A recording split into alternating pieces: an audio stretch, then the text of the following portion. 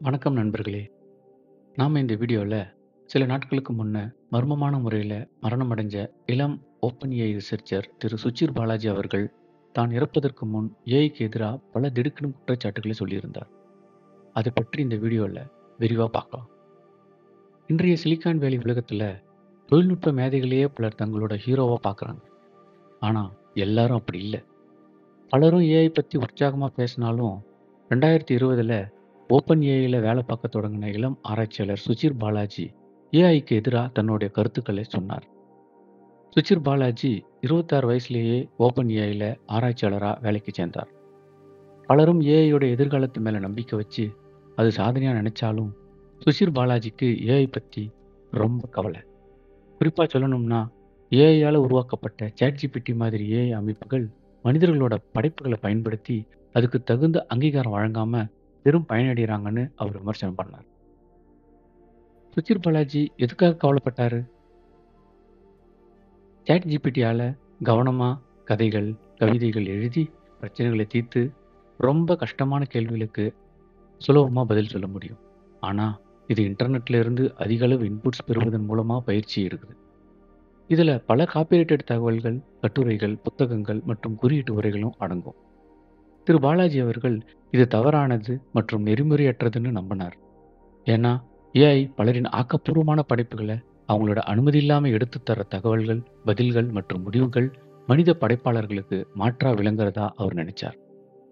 உதாரணமா நீங்க ChatGPTக்கு ஒரு கோடிங் ஆலோசனை கேட்டா அது கிட்டத்தட்ட ஸ்டாக் ஓவர்ஃப்ளோ போன்ற இணையதளங்கள்ல இருந்து கிடைக்கும் பதில்களையே சொல்லலாம். இதனால குறைவான நபர்களே அந்த இணையதளங்களை பார்ப்பாங்க. மேலும் கிரியேட்டர்ஸ் அவங்களோட வருமானம் மற்றும் அங்கீகாரத்தை இழக்கலாம். சுருக்கமா சொன்னா ஏஐ படைப்பாளிகளிடமிருந்து தகவல்களை திருடி அவங்களோட வாழ்வாதாரத்தை பாதிக்குதுன்னு பாலாஜி நினைச்சார். திருப்பு முனையாக அமைந்த வழக்கு. சுச்சிர் பாலாஜி மட்டும் ஏஐயை தனியா விமர்சிக்கல. 2023ஆம் ஆண்டுல the New York times open AI மற்றும் அதன் பார்ட்னர் மைக்ரோசாஃப்ட் மீது வழக்கு தொடர்ந்தாங்க. ஏஐயை பயிற்றுவிப்பதற்காக நிறுவனங்களின் அனுமதி இல்லாம தங்களோட கட்டுரைகளை பயன்படுத்தியதா அவங்க குற்றம் சுமத்தினாங்க. இது மூலமா ஏஐ உருவாக்கும் தகவல்கள் இதே மாதிரியான செய்திகளை புதுசா உருவாக்கி அந்த நிறுவனங்களோட வருமானத்துக்கு பாதிப்பை ஏற்படுத்துறதா டைம்ஸ் தெரிவிச்சாங்க. ஓப்பன் ஏஐ மற்றும் மைக்ரோசாஃப்ட் இது நியாயமான பயன்பாடுன்னு வாதம் செஞ்சு தங்களை தற்காத்துக்கிட்டாங்க. அதாவது அவர்கள் அந்த இன்புட்ஸை புதுசா மாத்திட்டதா வாதம் பண்ணாங்க. ஆனா பாலாஜி உட்பட பலர் இந்த வாதத்தை ஏற்காம இது மேலும் படைப்பாளிகளுக்கு அநீதி இழைக்கும் செயல்னு ஆதங்கப்பட்டாங்க. ஏஐ பற்றிய மற்ற விமர்சனங்கள். சுச்சிர் பாலாஜி எழுப்பிய கேள்விகள் ஜெனரேட்டிவ் ஏஐயின் அபாயங்கள் பற்றின பெரிய விவாதத்தோட ஒரு பகுதி தான். அவைகள் என்னன்னா, முதல்ல பதிப்புரிமை பிரச்சனைகள். ஏஐ மாதிரிகள் பலரின் படைப்புகளை அனுமதி பெறாம பயன்படுத்துறதால படைப்பாளிகளின் உரிமை மீறப்படுது. இரண்டாவதா சந்தை பாதிப்பு. ஏஐயால உருவாக்கப்பட்ட தகவல்கள் அசல் படைப்புகளை மாத்துறதால பத்திரிகை மற்றும் எழுத்துத் துறைகள் வெகுவா பாதிக்குது. மூன்றாவது தவறான தகவல்கள். ஏஐ தவறான தகவல்களை உருவாக்கி அந்த செய்திகளை உண்மையா கொடுக்கலாம்.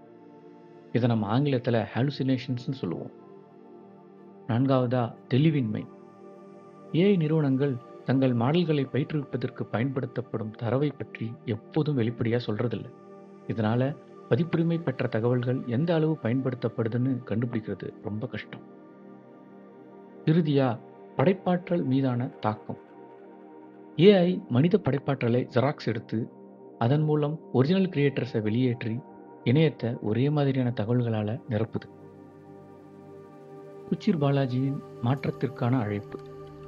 சுச்சிர் பாலாஜி ஏஐயை மட்டும் விமர்சிக்கல, அவர் மாற்றத்தை விரும்பினார். காப்பிரைட் மற்றும் ஏஐ தொடர்பான சட்டங்கள் காலாவதி ஆனவைன்னும் ஏஐ வளர அனுமதிக்கும் அதே வேளையில படைப்பாளர்களை பாதுகாக்க அவை புதுப்பிக்கப்படணும்னு அவர் நம்பினார்.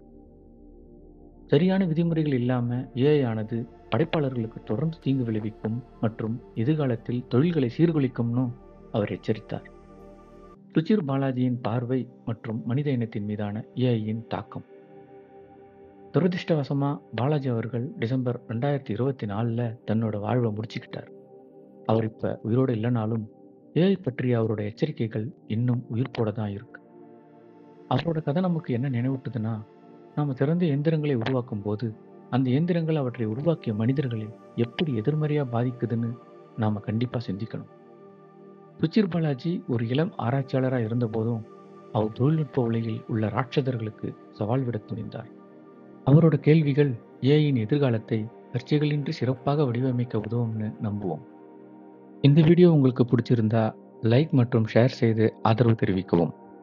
மேலும் இந்த வீடியோவை பத்தின உங்களோட கருத்துக்களை கமெண்ட் பண்ணுங்க.